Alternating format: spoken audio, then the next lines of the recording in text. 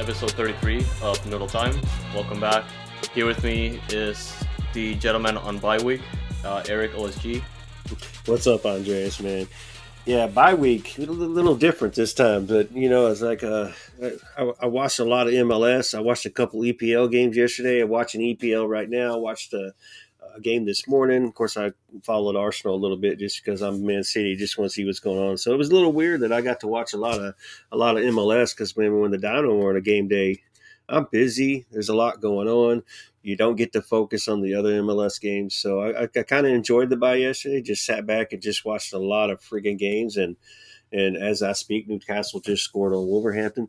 And then I got to watch the Longhorn basketball yesterday beat Kansas in the Big 12 championship game. So, just that was fun, man. But not as fun because I was jealous that you got to go to Houston to the fire sale. You got to see the Dash scrimmage. So I'm done talking. I want to hear about what happened with you yesterday, man. How was that? Looked fun. Oh man, I was excited mostly just because it was the first fire sale in almost 2 years. Because last year wasn't done because of inventory issues and stuff that has to do with the pandemic. But overall, I was pretty happy of for the event, and also just seeing the stadium completed with the stands. And although I wouldn't say completed only because they're still working on a couple other things in the stadium, but other than that, I was able to see the seats. I did share a picture on Twitter, and the stadium looks so much different to what it used to be. So And couple yeah, a couple questions for you while you're talking about the stadium. I got a couple questions. One of the seats, and then one's the supporter section. So seats, you got to sit in it. You like them? They're comfortable, right? yes, they're a significant upgrade to what they used to be. Yep, And then how's it look in person? The way the color scheme is. the color scheme it definitely adds to the stadium atmosphere, and I felt like just having um a lot of Dynamo fans over time have been asking for that kind of design that obviously has either the team name or the city's name on the stands, because it just for me it looked like kind of like an empty canvas, just seeing all the orange seats Right. pretty much just dominating the stands, and I felt like that was a wasted opportunity. And all these years later they finally did it, and kudos to them for pretty much undertaking this project, because this is something that Ted Segal came in, and next thing you know, he announces this type of project, and it's finally a reality. So it's definitely a good for the atmosphere, and also fan experience. It's definitely something that it's definitely going to help bring in that positive feedback when it comes to games. But obviously, it's just a matter of winning games to obviously get the fans back in the stands to fully enjoy those seats, because they're not supposed to be empty. Right. And speaking of not empty, for those that don't like the color scheme, just bring your friends to the game so we fill the damn seats up, and then you won't have to look at your color Yep, scheme. So enjoy that. Now the supporter that's a good section, trade-off. Yep. it looked like the supporter section was a little bit different in between where the Surge and the Texian Army sit, and where the separation from El Bation is the wall gone. What did they do over there?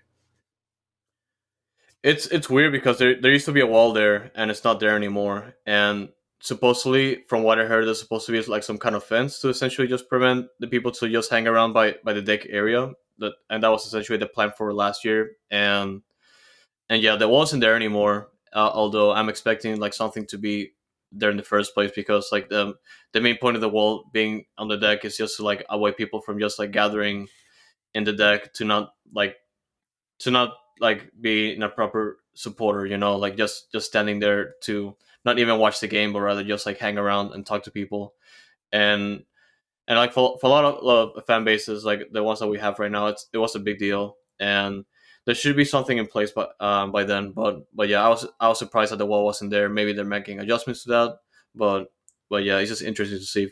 Well, and I saw a picture of it too, and I'm still thinking that it's going to be SG only for the supporters only, which means that the people that are working are going to have to make sure that, hey, you got your wristband on and you can't come in here. And then it looks like the concession is right there, which will now be open to sell alcohol only.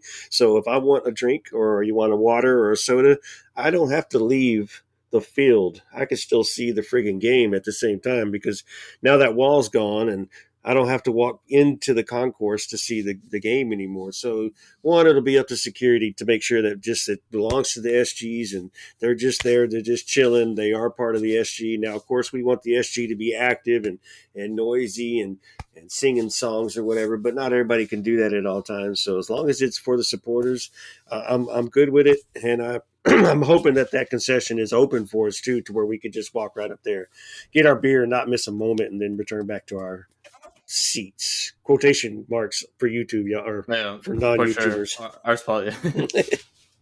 No, but yeah, and also like just looking at the stadium, that was pretty good. And also part of the festivities was the fire sale, and also the pickup of the old stadium seats. Since essentially after they replaced the old seats with the new ones, they essentially held on to the old seats to sell to fans. And I did get two seats for $25 each, and I brought them in. And they're in my garage right now. I don't have them with me, but essentially I will be going through some sort of project to turn them into some kind of couch or bench or something like that, because I wanna use the seats there. Like they're pretty big for me, just considering the fact that they're essentially a Dynamo memorabilia now, and I'm just kind of a big collector, so I'm excited to see what I can do with that. But if you don't know, the seats, because they were bolted to the stands, you cannot use them as seats from the get go, because the the seats cannot stand by themselves, and it's a big hazard if you just sit there, because you're gonna fall.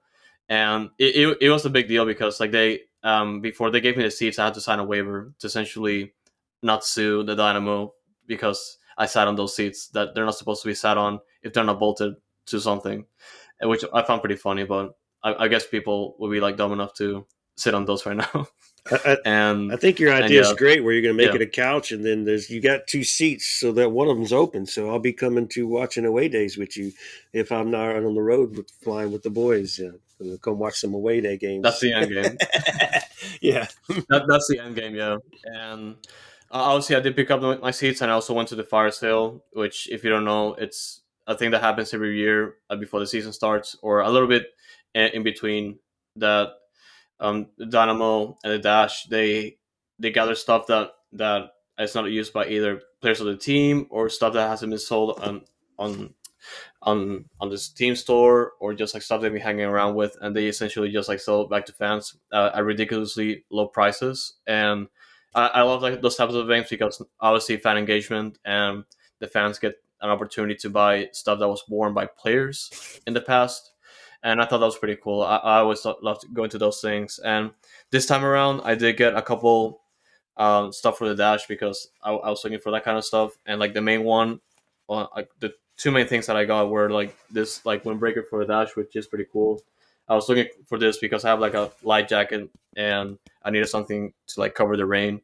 And I also got a signed poster for like the players that participated in the Challenge Cup like not so long ago. Which I would say this is definitely a collection for sure. I'm not leaving this like behind whatsoever, because I love it. It's pretty awesome. But yeah, it's it's just great being there. Obviously, getting all that stuff, and obviously getting in touch with the people from the search that were there. Shout out to everyone there, and also like fans alike. It's always a fun experience when I go to Houston to go to the fire sale. It's awesome, honestly. It sounded like fun. I was jealous I didn't get to go because I saw some things in the pictures that I kind of wanted, but at the same time, I've got to save my money to make these trips to Houston. I'm going to be making every weekend. I.e., I'm going to be in Houston this weekend for opening day for Austin. The following weekend, I'll be in Houston for NYFC, and I think I'm going to stay over. Pretty much, I'm going to stay over for opening day for the Dash as well. So, man, the gas, the hotels. I think I'm going to just find a park and pop a tent and just sleep right there. 'Cause Yeah, I don't mind that one bit. I can act like I can be yeah. homeless. That's fine. But yeah, man. So I was like, I was jealous of the fire sale, and I didn't get to go. But at the same time, I was like, all right, well, man, I want this stuff, but that's okay because I still got to get my Dash jersey when I go on the 18th. So that'll be a nice chunk of money, and especially when you get it personalized too. So, whew. But yeah, anyways, so well, I'm glad you made it there. It looks like you got to watch the Dash for a few minutes, kind of like a practice scrimmage.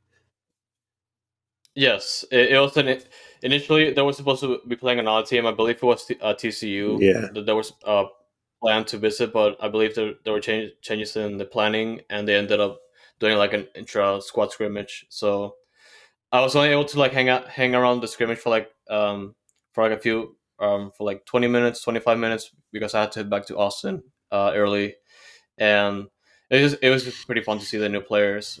Even though I don't have like a good sample to go by, I felt like it was an awesome experience overall, especially just being in the stadium, like the way it's gonna look like with an actual soccer game happening there, and with all these changes, and yeah, I'm excited to what's gonna come for sure. Yeah, and pretty much, and since we're speaking on Dash, just to let everybody know that that was the final preseason kind of uh, game, if you want to say, or scrimmage. They're now just going to practice for the next 2 weeks until their opening day. They don't have any scrimmages planned or any other preseason games planned there, so they're just going to focus on their camaraderie, their chemistry, and their conditioning, and then be ready for opening day against, shoot, is it Louisville's opening day, right? Yes, Racing Louisville on March 26th, which is a Sunday, Yep, six and yeah, o'clock. it's gonna be at home, and yeah, it's gonna be the only game for March because it's gonna be late March. But yeah, it should be a good one. Obviously, coming off a strong year, we kind of talked a little bit about that in our Dash episode a while back, and we're hopefully looking to see if we can make a new one to have a discussion or like set those expectations before the season starts soon. And then Donna Dose, we still don't know a schedule yet, which is kind of weird. It's coming out this friggin' late, but they have one preseason game left on March 18th. So Saturday, if people want to get down there early, I don't know if it's open or not, but it's going to be at Aviva and it's against North Oklahoma Soccer, Frisco's second team, North Texas Soccer Club, and that'll be their final preseason game and their final touches before they start off the season. Which we don't know when's going to start. We're still waiting for a schedule drop, but we'll let y'all know as soon as that hops out. And, otherwise it's back to Dynamo time this week, right? Yeah, we are playing Austin FC. So Woo! yeah, yeah, they're back in town. We are playing them on Saturday. It's gonna be a big game, especially for Dynamo, coming off two losses to start the regular season. It's gonna be a big game to essentially set expectations, but to also bounce back because they're off to a pretty poor start. It looked like they were coming out of the Cincy game. It looked like they had something sorted out, but obviously facing New England, it looked like they may have to like more work to do because it's looking pretty rough for them. But they can obviously with bye week just passed, with they definitely have time to make some readjustments before heading into this big game, and there's still a lot to look forward to. Like even though coming off like this poor performance like at New England, but yes, it's a home opener. Finally, we're gonna be able to see the team in Houston again, and obviously with all these changes in the stadium, not only that, but also with the team this past off season. And I know, yeah, it's gonna be interesting to see how they approach this game after coming off the loss in New England, and yeah, I'm expecting changes for the most part. How the forward line is gonna look, and maybe a couple changes in the midfield, and also Dorsey. And and I feel like there's gonna be a lot of changes heading into this one because the game against New England, we essentially got exposed, and hopefully there's been a way for like Ben Olsen to figure something out that to throw teams off guard, maybe something that's unexpected because I felt like that specific performance against New England was pretty rough to see. Well, then shit. Let's just okay because I just gave you the side eye right there with your comment, but let's get into it. So, are you expecting a formation change? Are you expecting the same formation, and then we can work our way from back to front, which is defense up to the forwards, and tell me what changes you're expecting, what lineup you're expecting, because you said a couple changes in midfield, but let's not start there. Go ahead. Formation, stay the same, different. The formation wise, they might have to. They might just stay the same, honestly. But they Okay, how I would about like to say that I mean, there's a good chance I might be wrong because like it's the formation might stay the same, but obviously there's gonna be changes when it comes to players. And just assuming that formation stays the same, Dorsey's gone for sure, and that's a pretty interesting piece to start with because I feel like they might give Saicedo a chance, either there or just move on to someone else, or even Mujib Morana, which I thought would pretty cool to see. But but yeah, it's just gonna be interesting to see how they roll out, especially in the back line and moving forward. Okay, so wow. All right. So well, backline. Brad Smith. We'll give an update on him. He's actually practicing with the team now. He obviously is not going to be ready to start, so we're still expecting Schmidt over there. Vanderkuss, I think he's still working out his issues to become with the first team. Obviously, it's going to be Hadebi and Bartlow still in the middle, but now on the right side, all right, you have Dorsey, Mahib, Escobar, who we haven't got a fitness update from Escobar recently, but assuming he's back and ready to go, and then you threw in Salcedo for right back. He can play there, but essentially I would say like as an option, I wouldn't say that that might not be like the first choice because we already have like options there. But I feel like with his experience in MLS, I feel like he has a shot to like be involved with the team. So I wouldn't say he starts this game, but rather he's just there as an option. Ooh, okay. Well, see, I was saying, well, you might have Escobar. You're definitely going to have Dorsey ready. I wouldn't throw Dorsey under the bus just yet because that was his worst game against New England ever, and it was one whole half, the end of the first half and all of the second half. So we know what potential he can still play with, and we've seen him play a lot better. So there's still a chance, depending on how he performed in practice. Dorsey still might get that start if Escobar's ready. He might get that start because of Dorsey's bad form in that game. So it's all going to depend on Ben Olsen. I don't see anybody else starting over there. Maybe Mashi is on the bench and might come off and get some time, depending on if Escobar or Dorsey's not ready or whichever. Salcedo on the right, that's still a question mark because he's more of a CDM. I think we'll just hold him back right there since the midfield depth is a little lacking right now. And speaking of midfield, you said a couple of changes there. I'm still expecting Ache, Coco, and Arthur to start right there. Are you hinting at something different? I mean, not to say that they are doing a pretty bad job. Essentially just saying that the goals have to come in some way or another, and they have to like put more people that are like offensive minded to create plays. Because the thing that I saw about in the New England game, which can be exploited, like Austin can just exploit against us, was just the fact that they can just like uh, crowd their back line and pretty much just disable us completely. Because that was like the main issue for that game, and they can easily do it against us. And I wouldn't say like a lot of changes have to be made, but if I would have to make one, I would definitely have to put like bring in Basi, or if he's not planned to at least be a winger, because we definitely have like a lot of options like to either replace Bear and obviously bring back Sabas up front. But essentially my main concern is just creating those opportunities, because the game against New England, we were dead in the second half and nothing happened, and that's something that Austin can just easily assimilate against us. And obviously that was like the main question about like bringing in Basi as a midfielder is who you're gonna take out, and that's a pretty difficult situation because we're talking about like Artur, Coco, and Ache, which essentially are like the main pieces in midfield that are pretty tough to replace, and especially like they usually back and play forward. but but yeah, in my scenario, then I will have to like leave Coco and Achi up front, like, and just leaving in the starting 11 if it essentially will come up to that, because like it's like like the midfield is like just like the biggest, like it's pretty solid right now, and it's pretty hard for me to like see changes. But I feel like if it were to come up to changing things to at least like create more plays, or even create like a more goal scoring scenarios, I will say involve Basi there if he's not being involved as a winger. So everybody's saying Ivan Franco deserves to stay on the left wing right now, the way he's been playing, and everybody's liking the way he's been playing. So that hold on one second. That could we expect him to stay there. We expect Seabass to come back, or even if it's not, it'd be Thor. But we expect Sebastian Fadea to come back, and then you have that right side who Barrett hasn't been performing well. So we can look at two different ways right here. We've had 2 weeks off. Ben Olsen is a fan of the 4-4-2, and when I say 4-4-2, it's going to be the diamond in the middle with the four.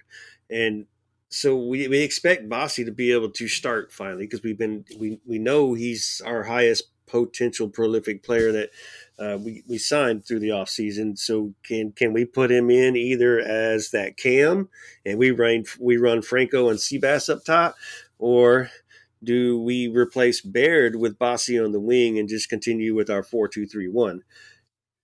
It's that's a big question mark. I say the 4-4-2 just because we've had 2 weeks just to work on it, and I'm sure they worked on it in preseason as well a little bit. But I, I, I'm kind of seeing that I don't think Baird's going to get the start this time. Franco's going to stay on the left, Bossy's going to be on the right, or either they switch sides, whichever. And it's the 4-2-3-1, or we'll just call it the 4-3-3. I mean, what do you think is going on there? I'm more inclined towards the first option for sure, and I also don't see like Bear starting if, at least assuming that things haven't changed, and Bear, we just need to like change Bear for the time being, because like it's just what you mentioned about like Dorsey and Bear. Obviously they maybe have like a bad run to start the season, which they can definitely just improve over time, but like at this point I would definitely say like move on, well, not move on from Bear, but rather just have like replace him for the time being, because like he, like a Bear is pretty good, and obviously just coming out of last year, like in the latter half of the season, he was playing very well. But like at this point, like I feel like we should just have like someone else involved, and also like next to Sebas, if assuming that it's changed to a 4-4-2. I feel like that's just that will be interesting to see as well. Like obviously, when it comes to like those type of changes that we needed to see, that may be a big one, and one that we need against Austin for sure.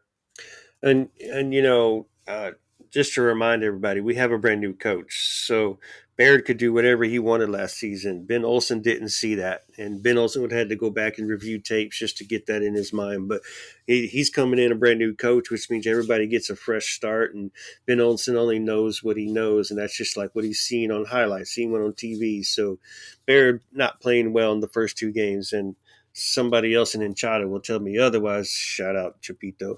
Uh, and Dorsey not playing well the first 2 weeks, even though he only played 20 minutes in the Cincinnati game, and he looked okay in Cincy. He just looked horrible in New England.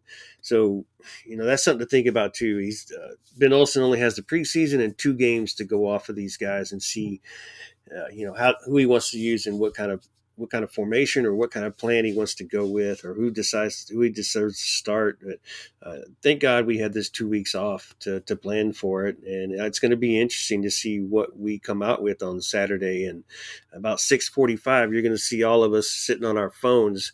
What's the lineup? What's the lineup? What's the lineup? And looking at Yeah, each other.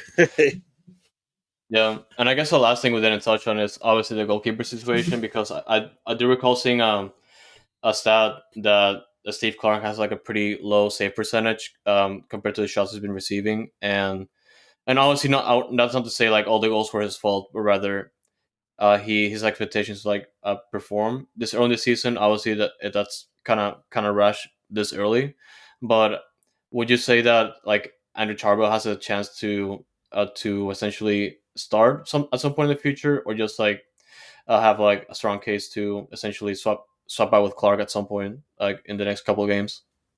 Yeah, that's a good question too, because again, Clark's out of past his prime. Tarble, even though he's not a great keeper, he's in his prime or whatever. And again, Ben Olsen's only seen these guys for the preseason and for the 2 starts, and of course, Tarble hasn't got any real time. But he may be looking better at practice, and this could be a game for Tarbell to actually do get a start and do get a chance, because he's playing against his former team, and you got to be motivated to play against your former team. They let you go, or they traded you to your in-state rival. I would want to shove it back at him, man. And so that's something for Ben Olsen to think about. But at some point, Tarble is going to have to get some time, and you are going to have to see him in gameplay, and see how well he does perform in gameplay. And we can't wait to Open Cup to figure this out. If Clark's gonna hasn't been to the best that he can perform right now, and granted, he's been put in situations where I don't think there's a lot of keepers that couldn't have done much, but he's not as mobile as he used to be. So it's something that is a big question mark.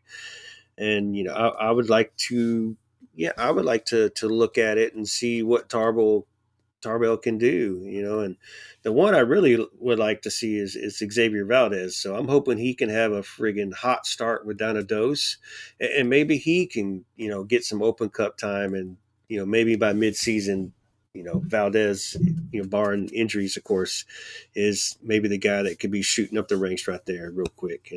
But good question though. For sure. And I guess the last thing we can definitely talk about is Austin for sure. They're coming off a 2-1 win on the road against Real Salt Lake. And this is obviously coming off a, a 3 nothing loss on the road to Violet AC in CONCACAF Champions League. And at least for us, it's an interesting situation because they're still playing a lot of games from the past 2 weeks because they had those 2 games this past week, and coming into this week, they do have the second leg of Violet AC to play in Austin, and after that game, it's our game in Houston. So it's just gonna be interesting to see how they approach the game for Violet AC because they are in a 3 goal deficit and they have to make that up, and there's a good chance they might play the starters. And depending on how they approach that game, I feel like it's gonna influence how they're gonna roll out against Houston on the road, because it's there's just a lot of variables going on, and I feel like how they approach that specific game, it's gonna change their approach to the game against Houston because they're gonna come out to try and win that game in Houston, but I feel like they want to try and prioritize that game at home against Violet AC to get back in CCL. Dude, and there's a lot of intangibles that take onto this game. But like you said, they lost 3-0 away, which means they scored no away goals. So they have to win four. They have to win by 4-0. Really, they have to win 4-0 here to get past Violet in advance. Because if they give an away goal up, that means they have to score a fifth goal now and win 5-1, just to get past them. And if they care about CCL, which you would assume they do, they're gonna have to play their best lineup because the lineup they played the following Tuesday in Dominican Republic against that Haiti team did not look well. They didn't perform well. As you're going to hear later in the episode, those players haven't had much time together as a unit. So Josh Wolf has to make a decision. Like, wait, what am I gonna? Who am I gonna play? What am I gonna do? Do they just give up on it and just play the players? And if whatever happens, happens. Because, like you said, 4 days later they're coming to Houston to play. And let's just say they do lose to Violet, or they do put out their first team and then they lose. So now they're going to be down on themselves, and that's going to be a bonus for us when they come into our house. We're starting to call it the orange oven now, but even though it's going to be cold on Saturday, that's kind of sucks. 61 degrees is a high on Saturday, which bring your windbreakers if you got one. But Yeah, I'm kind of. I don't expect them to get past Violet, even though we didn't expect a 3-0 win for Violet to happen in the first place. They had a rough game last night in RSL. They did win. They did score first on a brilliant goal. RSL came back about 30 minutes later and scored their goal. It was 2-1 going into halftime, and Austin scored 2 friggin' nice bangers and ended up holding off 2-1. And it was a pretty exciting game. I ended up watching that whole thing as I was scouting Austin to see if there's any other weaknesses, and I was really interested on how their defense would perform because their defense is what's been really sketchy this season so far for them. Obviously, losing to St. Louis, the defense was sketchy. Against Montreal, they only won 1-0, but Montreal was okay. And then RSL, watching that game, the Austin's defense was really sketchy, and we know that's a big problem for them. Their depth, they lost a player, Gabrielson. They've got a player injured, so they've got their DP CDM playing as a center back now, and actually looking pretty good. So that's been a bonus for them. So man, this is going to be I'm optimistic for Saturday. But very curious as to what's going to happen, what both teams are going to look like, what's going to happen on Tuesday for Austin, and I'm excited. I'm just ready to get back into play, and especially against these guys, we got to get a win, man. Got to get a win. for sure. And we do have like an in-depth discussion with Hernan from WeAreAustinTV, which is roughly like about 30 minutes or so minutes, and then we essentially go in depth when it comes to Austin FC and the matchup coming up against Houston.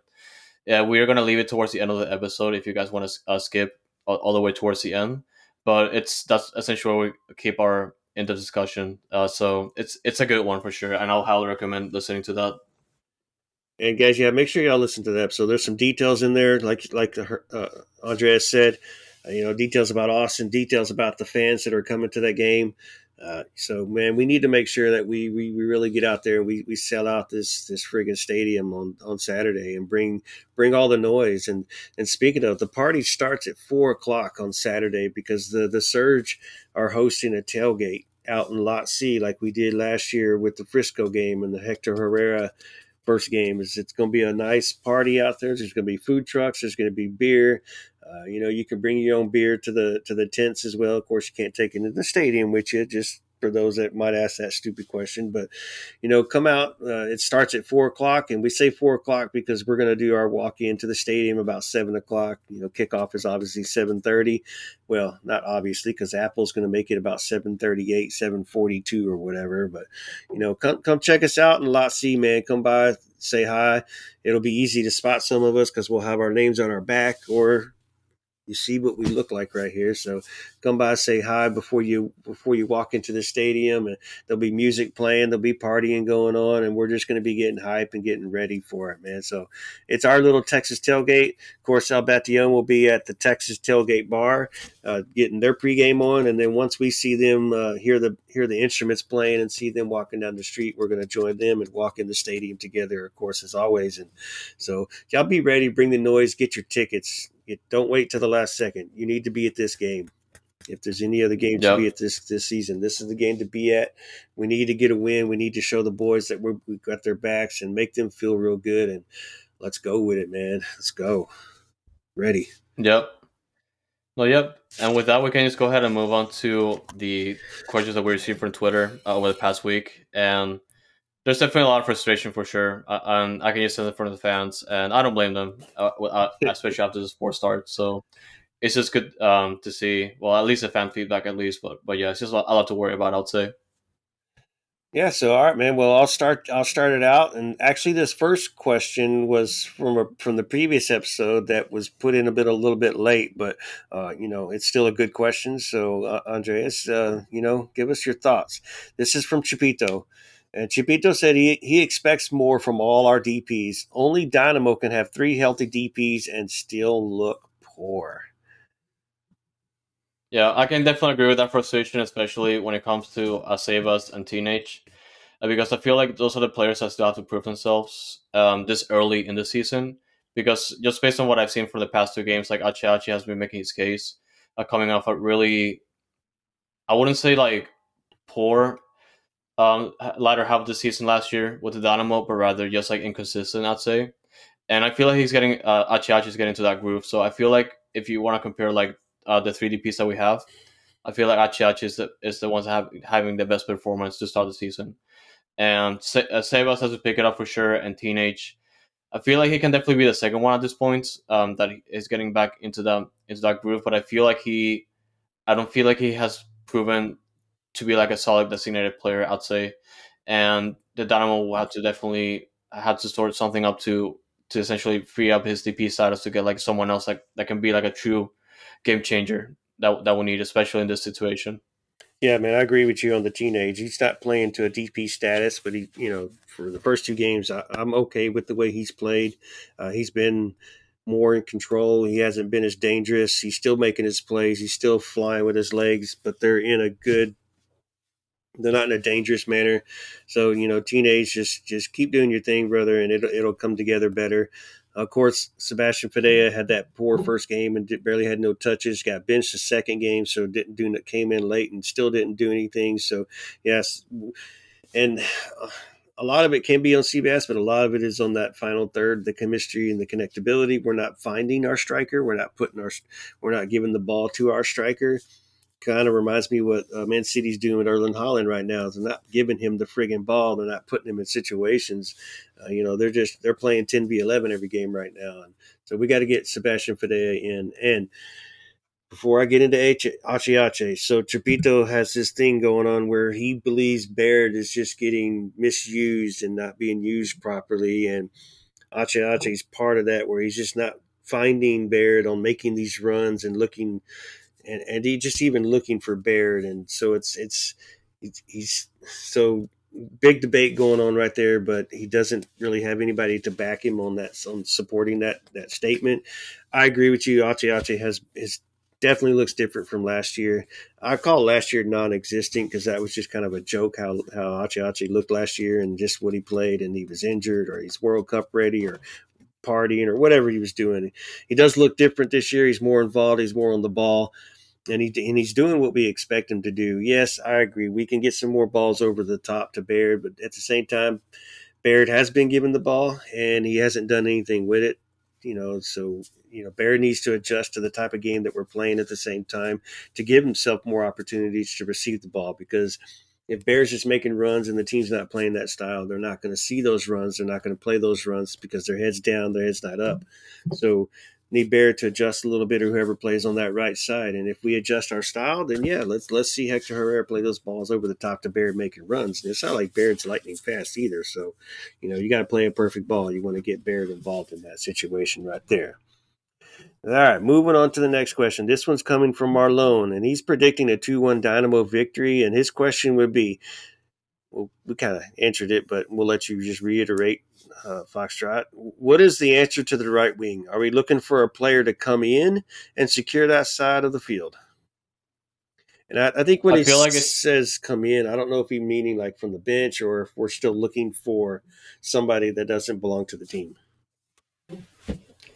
yeah, for sure. When it there's definitely a couple of ways you can approach this, and the short term solution right now would definitely just either to utilize Quinones as an option there, or even just involve Bassi if you're not gonna involve him as a midfielder, because yeah, like I feel like, and we mentioned that earlier. Essentially, Corey Bear, I don't think he should be starting right now, and it's just definitely one of those positions that I will have to sign at some point in the summer, because it's one of the few holes, or like I would say like probably the biggest hole they haven't addressed, like outside from defense. That because we need like those types of players that are offensive minded and create plays, and I feel like that's one of the things that having a right winger that can do that is going to help a lot, especially with a crowd schedule like that. And like having Corey Barrett, I feel like it's definitely a positive, but it's just that the way he started the season right now, I don't think he guarantees him a starting spot. So I'll definitely say like in short term, I'll definitely say involve Quinones more, and like I said, have Basi switch there if he's going to be utilized as a midfielder. But yeah, it's just a lot to think about, especially Bear a not being worthy to be a starter at least right now. Right. Good question, Marlone. All right, moving on. All right, we got Cheez It come back again with another question. He says Austin has to play a midweek game and try their best to come back. I would think they'd be exhausted from all of that come the home opener, and I think Seabass and Coco score. I was wondering about our right back situation. Did we try Escobar again since Dorsey sucked, or hell, even Morana? And he predicts a 2-0 score. Yeah, we pretty much tap into that like in the episode, but essentially, and I feel like I give a lot of this credit to Escobar because I didn't mention him a lot, and yeah, it's mostly just because I don't know about his fitness situation, especially since he didn't have much of an appearance against New England, and he's still in the picture for sure. Like if he's gonna start, I'm not sure, but just assuming that he's not ready, I will definitely say like consider like I feel like Amuji Moran's gotta be on bench for this one, and maybe it's a situation that I said it might be utilized, or he just might start off the bench. Like that has to be seen still, but yeah, like Escobar can start this game, assuming that he's healthy and ready to go. But yeah, it's just a lot to consider, especially with all these pieces involved. I feel like it's gonna be interesting to see. Yeah, very interesting. Like I said earlier, I'm very intrigued to see what's going to happen this weekend. Especially after Austin plays their game on Tuesday. All right, last question. Chapito comes back again with another question, and he says, "Which player has impressed so far, and which player has been underwhelming? The most impressive and most But underwhelming." most impressive, definitely a Tate Schmidt, and I'll see like Coco is probably the best player on the team right now. But when it comes to like the most impressed by, like in terms of expectations, I would say Tate Schmidt, because he's being more involved, like on that left flank. Like he not only tracks down players that like whenever it's time to defend, but he just gets involved in the offensive, and that's just awesome to see. And we talked a little bit about that a while back, that he's just like he threw a wrench in the conversation of who gets to start as a left back, considering the piece that we have right now that have yet to like play a role, mostly just because Brad Smith is coming off an injury, and also Van der Kust is getting his papers together. Like, and he started practicing now, thankfully. But yeah, Tate Schmidt is definitely impressed by him so far. Like I love him so far. As for like the players I'm most disappointed with, like it's for me right now, it's a combination of Baird and Dorsey, because I felt I had like high expectations for them, and just to essentially have their presence felt when it comes to like competing for their starting roles. But like so far to start the season, they haven't made their case. So for the time being, to start the season, I'm just disappointed the most towards them. Yeah, I agree with you on both fronts, on the most impressive and the most disappointing. And Chapito, just to remind you before you're pulling your hair out right here. Foxtrot did make a hot take to start the season when it referring to Bears. Yep. So he is a fan. I mean, we're all a fan of Bears. We're just telling it like it is in the way we see it. The way we see the game and the way we see what's going on. And he expects Baird to either outscore Sebastian Fidea or make a run for who's going to score the most goals. So we're going to keep that hot take. That hot take staying pinned, brother. Yeah. The hot take staying pinned. But I mean, I agree because Baird's played 2 games, and I said he was a ghost in both games, and I didn't get into Pito's big argument, but he did. He for 2 weeks he argued with almost I think everybody. He argued with some other pods. He argued with people in Enchata, and he could. He was having trouble trying to convince anybody otherwise, and you know, and uh, he's seeing the game a little different, and respect for him for that. All people do see the games different. But so hopefully Baird can come back and perform a little better. We do expect more from Dorsey, especially the way he's played last season, coming after Zeka was a failure. So let's just see more. And of course, Tate Smith's the easy answer. He's a friggin' trialist, a walk on pretty much, and he didn't perform too well against New England, but obviously he's earned that starting spot for now. He's playing well. Coco, this is what we expected from Coco. So I wouldn't say he's the most intrigued player right there. That he's doing what he's supposed to do in our eyes, and he's performing. Ache has stepped it up a little bit, and we kind of surprised, not kind of surprised. It's what we expected from him and wanted from him. So I guess Ivan Franco, the little bitty skinny kid, is the one who's kind of stood out in my eyes a little bit, and a majority of people's eyes, where he's performed. We didn't know what we were going to get. He hasn't performed in the past 2 or 3 years, and he's actually looking pretty decent. And let's just see if it can translate to being consistent performances. And again, fans, thank y'all for the questions. We appreciate y'all when we put something out there and y'all give us something to talk about and something to debate about. And we respect y'all's questions and we respect y'all's takes at the same time. So again, appreciate that. Y'all keep them coming when we put it out there. Yeah, for sure. We definitely appreciate those, and definitely the questions that even if it disagrees with our takes or our opinions, is definitely just good to consider. Yeah, absolutely. So anything else you want to talk about with Austin and Houston, or you want to move on to the MLS recap?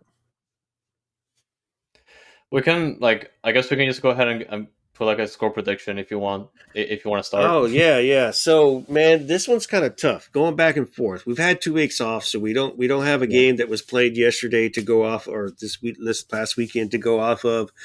All we can do is just go off the 2 games. All we can do is go off the way Austin's been playing. It's our home opener. Will there be a little more chemistry? We're hoping there is, because they've had 2 weeks to work on the chemistry. We got to find the final third. Um, Man, this is so tough, but in the beginning of the season, let's go back to our beginning of the season predictions. We both predicted a draw. Okay, we both predicted a draw, and I'm still kind of looking at being a 1-1 draw. My optimism saying that we can get away with a 1-0 win, and that I know how tough that's going to be. And I went with the lower. I went with the lower score.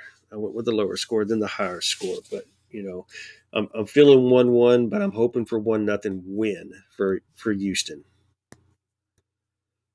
Yeah, I can definitely see the draw happening, and I do see like a high scoring draw even happening. So I feel like a 2-2 might be like it's gonna happen, either that or like a high scoring win, like a kind of 3-2 Houston. I feel like, and this is mostly just depending on the approach that Austin take for sure, and whatever Houston come up to like readjust from the bye week, and I think it's gonna be entertaining to see. It's gonna be a good game for sure. Yeah, man, I agree with that. I agree with that. And it's definitely going to be fun. It's definitely going to be worth the trip. So, win, lose, or draw. Let's just make sure the boys perform and compete. Something to work off of, even if we do lose this game. So, Austin's going to bring it with the players and the fans. So, let's just be ready for it and let's just show out and bring the noise, y'all. Bring the noise. Our players need it. Yep. And do you want to go ahead and do the weekend roundup for MLS before we close out? All right, man. So, yeah, MLS recap. Yesterday started with Charlotte at home getting their butts kicked by Atlanta, and that was kind of a surprise, but Atlanta's, they're top of the East right now, man. So, I don't know if it's a surprise, but Charlotte was kind of a hopeful team coming into this season. I don't know if you agree with those takes. Yeah. Charlotte's. I still have expectations, and yeah, just Charlotte seeing it like that, I feel like they're off to a wrong start, kind of like what we are, but at least for them, it's kind of feel harsh because like they just started obviously just being an expansion franchise, and I feel like at this point they should have like an understanding of where to go, or like at least the approach for every game, and yeah, they had a poor start. Then there was our friends from South Oklahoma FC Toll Road. They went to Vancouver and tied 1-1. And I watched a little bit of that game, and I wasn't impressed with Dallas at all. So Dallas has got some questions going on this season, and you know they gifted they gifted Vancouver the one goal. Ariola had an own goal, and that's how Vancouver tied. And Vancouver was pushing towards the end, so unfortunately, Vancouver didn't pull out that win. But Frisco not looking too well right now. I don't know if we got to take on that before I speed up the rest of the games. Oh yeah, they're pretty good. I feel like they're gonna at some point they're gonna recover from this one, and yeah, like it's just like interesting. I didn't see like all the full game yet, just as highlights, but yeah, it might just be like one of those outliers, just considering their season ahead and yeah, how it started. And moving on, DC with another surprise. They took on Orlando, and they ended up tying 1-1. DC, of course, was at home, but I don't think anybody had DC beating Orlando. Orlando's a tough team, but that turned out to a 1-1. Big upset yesterday. FC Cincinnati hosted Seattle. I've been high on Cincinnati. Seattle. I think Seattle's going to win the West win the West. I think they're going to somehow make it past LAFC in the end, but you know. That was a 1-0 for Cincinnati. Seattle did score. They went to VAR and they took the goal away because they said the player fouled one of the Cincinnati guys. There wasn't a good review of that, so I don't know how they determined that actually was a foul. But whatever. We all know what VAR is like.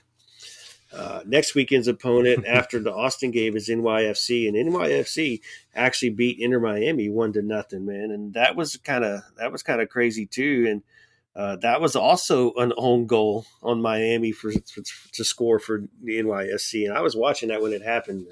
It was just it seems like own goal is going to be a theme this season. But NYSC held off Miami. Joseph Martinez looked pretty good for Miami, and so that's something to look at whenever we get done with Austin. We got to review some tape for NYFC. Moving on, Philly beat Chicago 1-0. Now Philly did not score until the 90th minute in that game, and Chicago had one red card and then a second red card after that goal. So Chicago got beat up that entire game, Yeah, that's harsh. dude, for real. And Philly was at home, and I watched the end of that game too. watching 360. They went ahead and went to that one, and that game was kind of crazy. And Philly kind of got lucky that they scored there at the end, but they did their thing and they scored. They got a win and beat Chicago. Chicago 2 red cards, so they're going to be hurting next week. Toronto tied Columbus 1-1. Nobody cares about that game, I'm sure. Minnesota Red Bulls 1-1. Nobody cares about that game. Nashville ended up winning 2-0 against Montreal. And boy, Schaffelberg, I was saying in the chat yesterday, Schaffelberg, man, he's that kid is. He found him a new team to play with, and he's looking pretty hot this season. I was like, early MVP runs coming right there. Surprise game right here. Sporting SKC hosted LA Galaxy, and that was just a 0-0 draw. So nothing exciting happened in that game. Real Salt Lake and Austin, as we all talked about, was 2-1 last night. That was a pretty fun game to watch. And like I said, I was scouting it just to see what Austin was going to look like, and it was an entertaining game going back and forth. After that game ended, I turned on Portland and St. Louis and watched the second half of that game. St. Louis has been down by a goal in every single one of their matches this season, and it ended up winning by a goal. Well, I guess they beat Charlotte 3-1, but they've won all three of those matches. And last night they took it to Portland, man, in Portland's noisy stadium, and that was pretty amazing for them. And I don't know if you have any thoughts on St. Louis right there. No, man, St. Louis is on a mission, and they're the first team to win their first 3 games while being behind by 1 goal, which is a crazy stat. And doing that in your expansion season, that's insane to think about. So, I mean, shout out to St. Louis and their fans, man. They are right now flying, and I feel like they're one of the teams to beat right now. But yeah, it's just amazing how they're doing right now. That's pretty good. Dude, that is crazy how they're performing right now, man. And so who do they have next? They get to host San Jose and then travel to RSL to finish out the month. So they got some tough games to still play. We'll see how they do, but.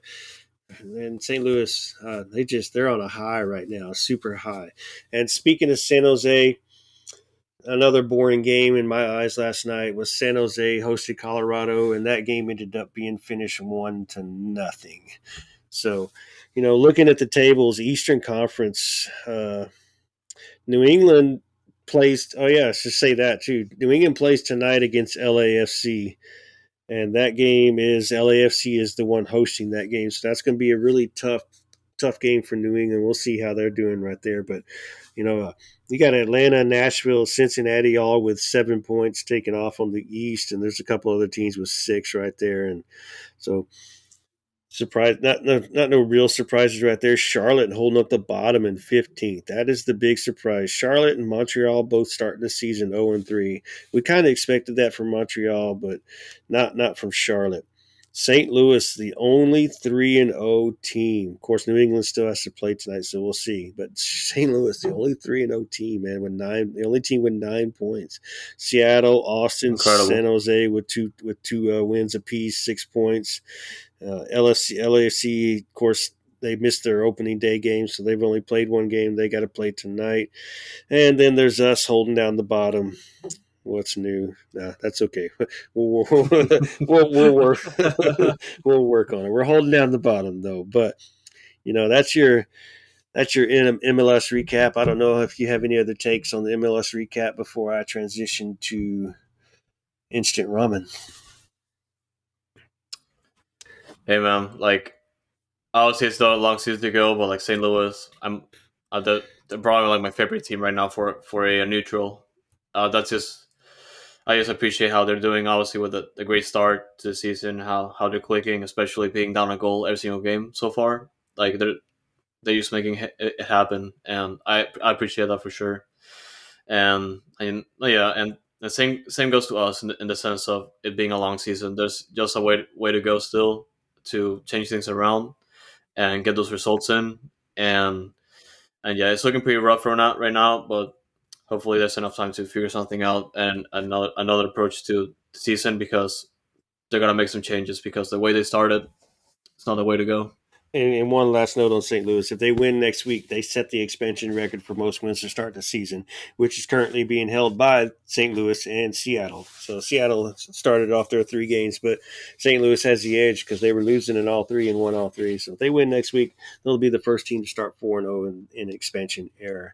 But as we move on and we kind of shut down the show, we want to transition to something that was kind of requested and something that I'll bring him back from the Dynalytics era is, the opponent interviews where I reach out to the opponent.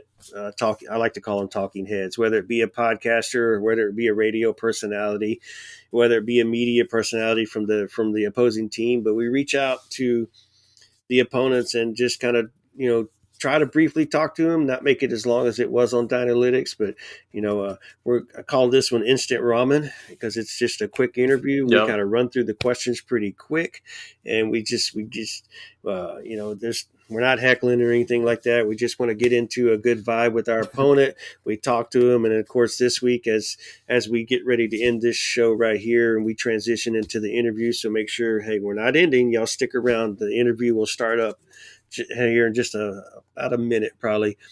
And we invited Hernan from We Are Austin TV, who is the fans' voice and the fans' voice for Austin FC. And he goes out there, he does the Twitter Spaces for Austin FC.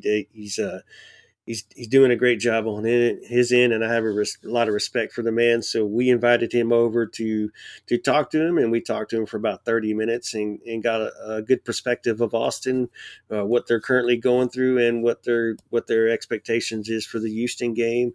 We talk about the fans that are coming to the Houston game. So guys, a very interesting interview. So this will be about the 60-minute mark into the episodes. If you want to fast forward, you know to that point, give it a listen, man, and get some shout outs. And there'll also be a Twitter space on Thursday between Houston and Austin combined. So y'all look forward to some updates that we'll be posting later. But Foxtrot, any last words as we transition into instant ramen? No, yeah, I'm looking forward to instant ramen, man. Like it definitely uh, it kind of works like in synergy with Noodle Time. Obviously, noodles, Yeah. instant ramen. It just makes sense. And I know shout out to Eric for coming up with the name.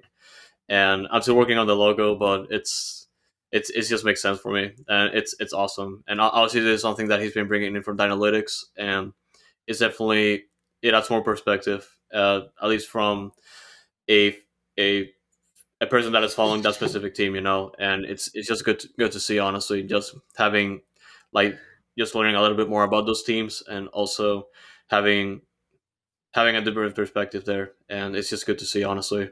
But yeah, no, yeah, guys, stick around for the interview, which is coming up right now, and yeah, stay noodle, yo. Hey, Yep.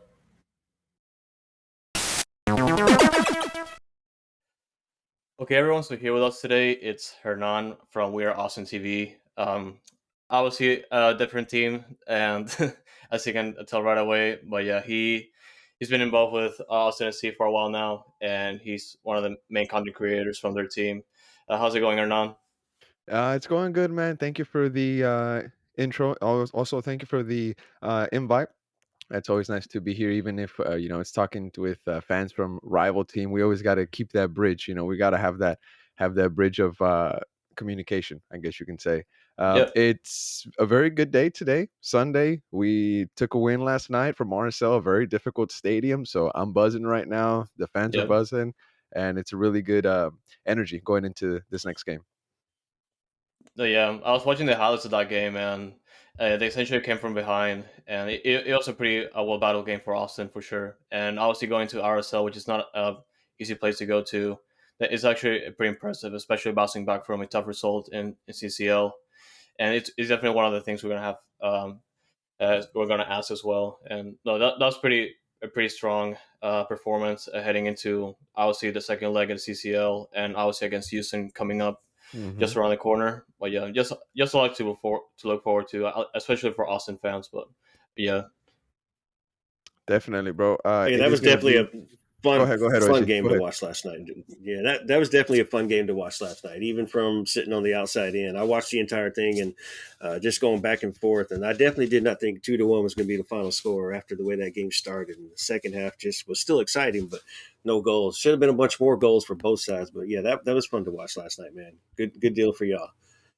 And also, man, it was some really great goals that were scored. John Gallagher gets a goal, top bins, and then Owen Wolf gets his first professional goal. That one obviously wasn't top bins, but it was like a laser shot from outside the box. It's very nice to see him get his first goal. I saw this stat that said that him and his dad, Josh Wolf, they're the eighth duo in the MLS to score father son goals, something like that. So big ups to them. Uh, Happy for them to Nice. get that. Yeah. For sure. But yeah, Eric, if you wanna go ahead and Well, get if you started with the questions, but yeah, we can start. Yeah, man, let's just jump into it. And this one's just kind of this first question is kind of a three-parter, man. So, we'll just jump right into your CCL. And, Ugh, what was your takeaway from last Tuesday? Yeah, man, we're going to bring it. We got to ask these questions. But what was your takeaway from last Tuesday? What's your expectations for this following Tuesday? And then, your roster, man. Are y'all looking to go with starters, or is it going to be more a reserve role like you did previous Tuesday? really good question, boys. Honestly, I mean, especially coming down off the win last night, you almost forget of something like that happened. But let's go back to Tuesday, whenever that match took place, whenever it happened. I mean, it was an embarrassment. Ethan Finley said it himself, and if Ethan Finley says something like that it was an embarrassment, it really has to be, because he's one of the most serious guys, one of the most mature guys. I believe he's part of the MLSPA board. This guy is a very Yep. serious dude. And the fact that he comes out on an interview aired on Fox Sports 1, and he says it was an embarrassing display, it really speaks volumes on what actually happened. Mind you, though, Josh Wolf didn't send his A team, but the B team, I guess you can say, quote unquote, B team that was fielded in the Dominican Republic in a neutral side, because we all know that the team Violet, they couldn't host us in Haiti due to the political conditions going on down there. So we had to go to a neutral site. And even then, I mean, our team that was fielded out there, the way that they played, it was really shocking. It looked like those guys. I mean, one thing, those guys have never really played together in that starting 11, but they've been on a team for a while, and they looked like complete strangers. We did have some guys out of position. You had Nick Lima playing center back, which was really weird. You had Amro Tarek, who was seeing his first minutes with Austin FC, and he just goes on to completely get dunked on, and he scores an own goal. It was really disappointing. It was frustrating, but what I what I dislike the most, I guess you could say, what really hurt me the most, and I think Josh Wolf emphasized on this, is the fact that we didn't get anything out of there. If we would have gotten one away goal, it would have been a huge help, especially being down 3-0 right now, coming back to the Q2. So the mindset that we have going forward to this game is like, we can come back. Remontada is possible. Drusi has to be up for it. Diego Fagundes has to be up for it. And if they score one goal on us, I mean, we have to score five. At that point, it's going to be very difficult. So we got to come out swinging, man. We got to get two goals in the first 30 minutes. If not, it's going to be very difficult. No, yeah, for sure. And at least heading into the first leg of that matchup, at least everyone that has been watching Austin carefully, like across the league, obviously, um, the main guys from the media, as well as casual fans or just like neutral people, they were expecting at least a performance from Austin, considering circumstances, and it was shocking to see, honestly. Hmm. And yeah, like heading into the second leg for sure, I feel like they're definitely gonna make some adjustments, not necessarily start all of the starters, but essentially put like the key pieces to obviously get back on the board and turn the score around. Because yeah, if they manage to get that, obviously they're gonna go through the next round, and which is gonna get more interesting for you guys, especially Hmm. especially with the tougher teams ahead. And one of the other questions that I had heading into this one is, not to say that Austin had like a lot of deficiencies from last year. Obviously, making it to the Western Conference Final like in pretty great fashion. Essentially, like in this past off season, has Austin addressed like the deficiencies, or at least most of them, from last year? And if so, are they ready to play in a year riddled with competitions? Like, not for you guys is an interesting a situation because not only you Hmm. guys have CCL right now, but also we're gonna have Open Cup coming up as well as Leagues Cup, and obviously that's just a lot of games, and Definitely. it's a lot of work for Josh Wolf and the team to like make their respective adjustments and try to get a performance or a result from each competition. You're right, bro. You're right. You actually hit a spot on. You say it's going to be a lot of work, more work. We have to also remember that when Claudio Reina did his whole business with Berhalter and he got, kind of like suspended, he's not really sacked. He's still on payroll doing something for Austin FC. But whenever that happened, the interim sporting director, Sean Rubio and Josh Wolf, they picked up Claudio Reina's duties. They had to split his job. So on top of being coach, Josh Wolf now has to worry about half of Reina's job along with uh, Rubio. But going back to the question that you asked about the offseason moves and if we really got better, I think the hit, the hardest hit that we took right to the jaw, right to the chin was Ruben Gabrielson leaving. I mean, that wasn't really expected. Ruben Gabrielson was on a 2-year contract and with an option for one more, if I'm not mistaken. There was some rumors that he was going to go back either way, but he leaves Austin FC in a surprise fashion. There in the winter, he left. I think the official announcement came January 3rd, and that was something that a lot of Austin FC fans didn't have in their bingo cards. Right now, if we were to have Ruben Gabrielson, Leo Weissenen, healthy Julio Cascante, things would be very, very different. Instead, we loaned out Romagna. Julio Cascante is injured. Ruben Gabrielson left. We picked up Leo Weissenen, but now we have to have Alex Ring come out of position and play center back because we're really not in the best position, the best condition that you would want to be in that center back depth. I guess you can say. So the offseason moves, man, I I really would have liked them if Ruben Gabrielson would have stayed. I think the the results recently have been, well, if there have been any negative results for Austin FC, they have really have they really have collided with the defensive performances. You know what I'm saying? The fact that Ruben left, short story, the fact that Ruben left really hurt, bro. Leo Weissen has been fantastic, but a lot of fans think, imagine if we had Ruben Gabrielson and we had Leo Weissen right now, it would be a complete lockdown back there, and it would really be a different story. Instead, home opener, we lose to St. Louis off of a defensive blunder. Down in Haiti, our center back again has a disaster class performance. I mean, you really have to stop and ask yourself, how different would this team be if Ruben Gabrielson would have stayed? But real quick, just on the attack side of things, Zardis, one of the guys that we brought in, he's been a little bit underwhelming so far. His work rate off the ball has been fantastic, but as a number 9, as a forward, as a striker, we want him to score goals. You know what I'm saying? Um, Other than that, I think we're in a good spot, man. I don't know if we're ready for some of these competitions. I think that it's going to be a lot for us. Just like you said, the teams just get harder. If we get through Violet off of a miracle, we have to probably face Leon up next. Liga MX opposition has not been easy for us. We played Atlas, we played Pachuca, and they have not been easy for us. So, um, I think Austin FC should really think about what it's going to be doing in the next couple of months because I really, really don't think that we have the depth for it. But some fans were saying last night on the space, they were saying, yeah, we might not have depth, but just don't throw competitions like that. We at least have to go down trying. And that's what some fans think. Great question. And, to kind of defeat off that question into the next question, you kind of sort of answered it, but it was like, what area of the field is the fans concerned with mostly? The defense, the midfield, your attack, and then what can y'all do to fix it, or is there a way to fix it? Man, defense for sure, bro. That's where fans have been very concerned these days. Uh, we've had really concerning performances from Kip early on. We had a very concerning performance from Amro Tarek in CCL. The positions that the fans and the defense are happy with is the left back and the right back. We have Zan Kolmanek slotting in well. We also have on the right side, we have John Gallagher, who's slotted in well last night, got a goal, banger goal, top bins. Nick Lima is also doing fantastic. I think he has a FIFA informed player card right now. But the center back position is where Austin FC fans are really concerned. We have Julio Cascante injured right now, and he's a player that we were really going to rely on this season. He's been there for us since day one. He's a hard worker. He's racked up some of the most minutes for the club, but center back position probably the part where fans are really concerned about right now. Everything else they seem to be happy, but center back is where you look and you're like, man, that's we really got to reinforce that soon.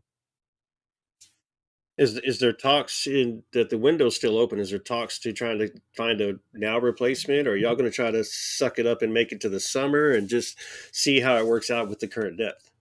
Bro, so a couple weeks ago, there was some shouts of maybe getting a guy, a center back from Seattle. I think his name is Arriaga, but it was probably just like a rumor. I don't think it had any legs to it.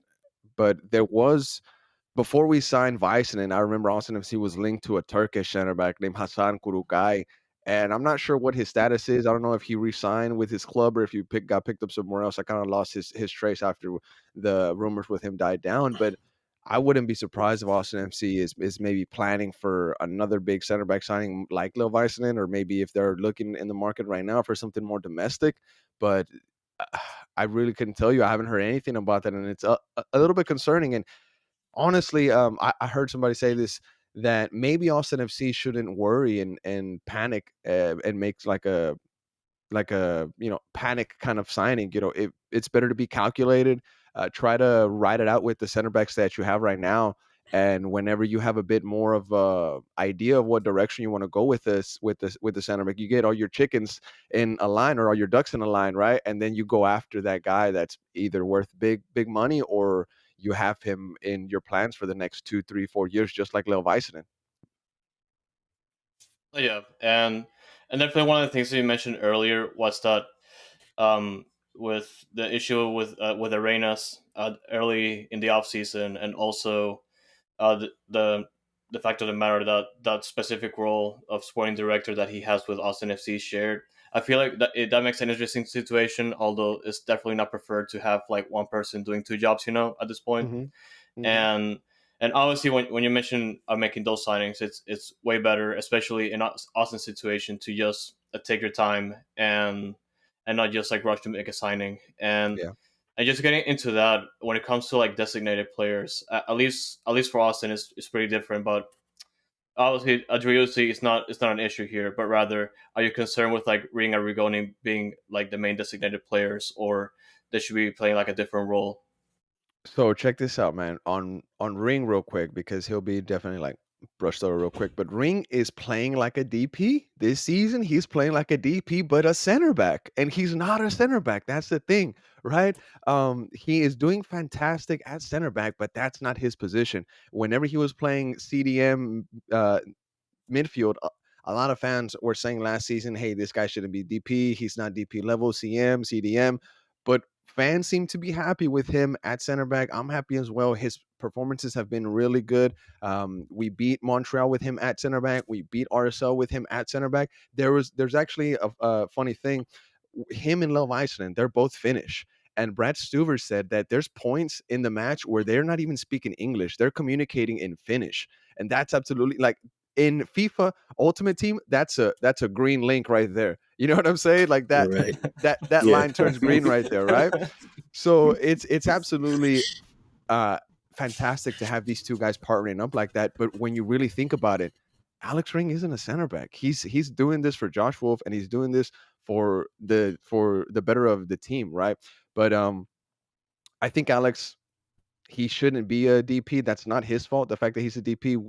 When Cecilio Dominguez left, um, and he got booted out from the club, we had to move around a lot of pieces to keep our young monies and in order for that to happen, Alex Ring had to be moved into a DP. So MLS rules, you know that they're wacky and crazy, and they're very difficult to really fully understand. But Alex really shouldn't be a DP. It's not his fault that he's a DP. And unfortunately, when you have that DP label on you, bro, fans expect a lot out of you. And that's the how I'm going to transition into Rigoni, the expectations. This guy is a DP. He used to be number 7. Now he's number 7. I mean, not only is DP carrying weight, the number on your back carries weight as well. You know what I mean? And he's had chances this season. Against Montreal, he had two point blank range chances, one penalty in motion he couldn't convert, and then last night against RSL, Drusy finds him open in space again, right at the penalty spot, misses the chance. The keeper makes a great save, and that's the thing. On a lot of these chances, the keepers has made great saves on Rigoni, and it's just unfortunate that the ball is not falling in the back of the net for him. Some fans are saying that he's not good enough. They're saying that they're worried about him. They're saying that he's not a 2.2 million player, that he's not a DP player. But I share the idea or the thought of giving him just give him a bit more time, bro. Because I think as soon as he gets one goal, the floodgates will open for this guy, bro. It's gonna come one after the other, after the other, after the other. But right now, unfortunately, I mean, this guy is in a drought. I think if we get a penalty, just give it to Rigoni so he can. If he misses it, he misses it, but he has a higher chance to make it. And I think the percentage is 80% in favor for the player, 20% in favor for the goalkeeper. But if we get a penalty, just give it to Rigoni so he can break this deadlock and we can move on from this. Because the sooner he gets a goal, the better for him. The longer this drought goes, I mean, fans are just gonna pile on him like mosquitoes on somebody outside in Texas on July. Yeah. Even the commentators were saying that last night about Rigoni. He's just like, once he breaks out, he's going to break out. But Yeah, you might be right, yeah. man. Give him the penalty. Give him. Something, bro. Just give him the penalty. I mean, at freaking this point, something. The guy needs the help. All right, let's transition into the game this weekend. Big Texas showdown, and down in Houston. Uh, you may not be paying too much attention to how Houston plays and their style, but do you see any weaknesses that Houston has been showing that Austin can break down? Man, so check this out. I've seen that Ache has been better this season. Is that right? Yes, That he's is been Okay. improving for correct. sure. Okay, so that's really what I've been hearing. I mean, I know that Houston hasn't started the best way, but in this league, the MLS, if you start, 2, 3 games bad, you can always bounce back. This league is very long and it's very unpredictable, I guess you can say. And Houston last season, Achi received a lot of criticism. There was a video of him at like a club the with the Grupo Firme, and he received criticism. He was injured. He was saying, "Hey, if you're making this amount of money, should you be acting this way?" And I think maybe that affected Achi in X way because what the things that I've been seeing about Houston so far at the beginning of the season is the fact that Achi seems like he's starting to click. I saw a couple stats on him. I think maybe it was in match day 2. He had like I think he was in the top 5 for most passes completed or tap or interception, something like that. But he was getting praise, being in the top 5 of one of the categories. So that's one thing that I've been watching. If Achiach is good for Houston, I think that can elevate their game 100%. Other than that, I mean, I just saw that Houston just lost 3-0 to New England, and that's a little concerning. So, I mean, Houston, I mean, I don't want to say good luck, just like you told me earlier, bro. I don't want to say good luck, so I don't know what else I Yeah, could say. it's all good. It's going to be a very interesting game, and we do have some weaknesses right now. So hopefully, Josh Wolf hasn't been paying too much attention to us either, so he can't figure it out until the game's halfway over. So give us a chance. Oh yeah, and I mean, you said it's a long season, and also, if despite you having like a poor start, like things can definitely improve like over the course of a few weeks, and especially have like a lot of competitions in our schedule, and like even with like the poor start, well, I'll say start like in like 4 weeks ago, I'll say poor start, and Austin transitioning to like positive results in the past 2 games, and yeah, essentially, like for Austin, like what are your realistic aspirations or expectations after last season's superb finish? Like when it comes to like having a better finish in MLS or also like other competitions, like making a much better Open Cup run or making a deep run in League Cup. That's a really good question, bro, and that's something that a lot of Austin FC fans are kind of battling through right now. It's like an internal battle. Different people have different takes, so I'm gonna give you mine, right? I'm not gonna speak on the fans. I'm gonna give you mine. Um, my expectations for Austin FC this season are nothing less than last season. I understand that some experts were saying that Austin FC overperformed last season, that we're not going to see the same results this season because last season could have been a fluke. Drusi is not going to perform the same. I see why they would say that. I mean, it's very difficult to maintain success like that in a league like the MLS when things change so much. You know what I mean? It's I don't really think that there's been a team in the maybe like the Philly Union, that they go back to finals, or now the LAFCs, but it's very difficult to maintain dominance in this league. Austin FC had, I guess, quote unquote dominance last season. Can they do it this season? I mean, we didn't drop from the top four last season at all. That's going to be very difficult to do this season, especially when you add St. Louis into the mix. They're a really good team. I mean, they won 3 off the spin, right? You add them into the equation and things just get tough. Things get harder. Rigoni, a player that isn't really clicking for us, and we need everybody to be clicking in order to get those points, to get those wins, to climb to the top of the table. Right now, we're in third or fourth position in the Western Conference, so that's a really good spot to be in. So for the MLS, my expectations for the season is just keep it the same as last season and make sure to not miss playoffs. I mean, if we miss playoffs for one reason or another, it'll be a disaster. But I don't see that. I really don't see that, especially now they added one more slot. It's 9 teams that make it now, right? With the new format.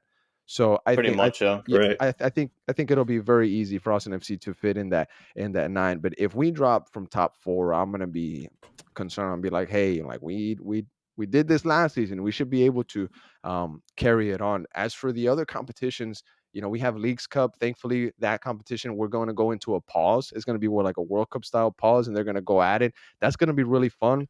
I think that we got one of the best groups. We got Mazatlan, who is absolutely underwhelming to be nice, I guess you could say. We also have Juarez, who is in the same boat, in the same position. These guys, I mean, I think Mazatlan picked up their first 3 points of the Liga MX the other day versus Cruz Azul, and it was an absolute shocker. Juarez, they're not all that. They're also in the same boat, and not worried about them. But the fact of the matter is that we're going to go into a break, and I think that there's money incentive for the Leagues Cup, and some of those players are going to want that bonus. Some of those players are going to want that money, going to want that win, going to want that cup over MLS side. There's going to be a bit of a rivalry element going into that, but I think that we got a good group, we got a safe group, and we still have to treat the game with respect. We saw what happened on Tuesday in Dominican Republic. We didn't give them no respect at all, and they punished us. Liga MX sides, they can do that to you. For as the CONCACAF Champions League, man, I expect a deep run, hopefully a deep run. I don't think that we were ever going to win the tournament. Maybe there was a slight chance, like a tiny, tiny slight chance, but after what we saw happen on Tuesday, it was really eye opening. Like, hey, we don't have we really don't have a B team, and if we don't have a strong B team, then it's going to be very difficult to win tournaments like that, especially when you gotta field a team that doesn't have your full starters because you got to prioritize an MLS game, or vice versa. You got to prioritize the MLS game. I'm sorry, the CCL game, and send your B team to league play. And for the last tournament, bro, the Open Cup, that one is the one that's going to sneak up on us. Always forget that one's there. We had an embarrassing display last season. We got eliminated in the first round by San Antonio. Now, it's not that big of an embarrassment because San Antonio ended up being a really good side, a proper USL side. So big ups to them. Respect to them. I'm not taking anything away from them. I'm saying it was an embarrassment as an MLS side to go out to a lower division side. And that's going to always stick with us. So we got to go back to the Open Cup and get respect for our name back. You know what I'm saying? It was disrespectful what happened to us last season. So this season we got to go in there and we got to say, all right, last season was last season, but we got to give a better display this time around. That's it. So it sounds like from everything that we've just talked about tonight, the depth is going to be a main concern for Austin in completing all these cups in the season, and just trying to focus on everything that's continued. So it's going to make Josh Wolf kind of decide, hey, what do we want to do here? Do we want to focus on MLS? Do we want to focus on CCL? Open Cup, even like it's going to be hard. It's a long season, 34 games, all Definitely. these other games. But like you said, the Leagues Cup is at least they take a break, so that's not going to affect nobody. You play your 2 games, and if you advance, and just work your way on through, man. So maybe y'all figure your depth out. But We'll see. we'll work on to the last question, man. And the game Saturday, y'all are coming down to the Orange Oven, is what we're starting to call it now because we got new Shell Energy. But That's a good one. That's a good one. Orange Oven, I like it. But however, the high is going to be 61 degrees, so it may drop into the low 50s for game time. So it's not going to be quite so hot. But you know what? You're the voice of the fans and allow the fans to speak their minds. Speaking of the fans, what are y'all bringing to this game? Because we're here and it's going to be a large contingent. It's gonna be real What kind of interesting, noise bro. y'all bring? It's gonna be real interesting. And I got the schedule behind me right here. I don't know if you can see it on the feed, but I got the March schedule for us. It's very congested, and we got Houston right there coming up on Saturday, 18th, right?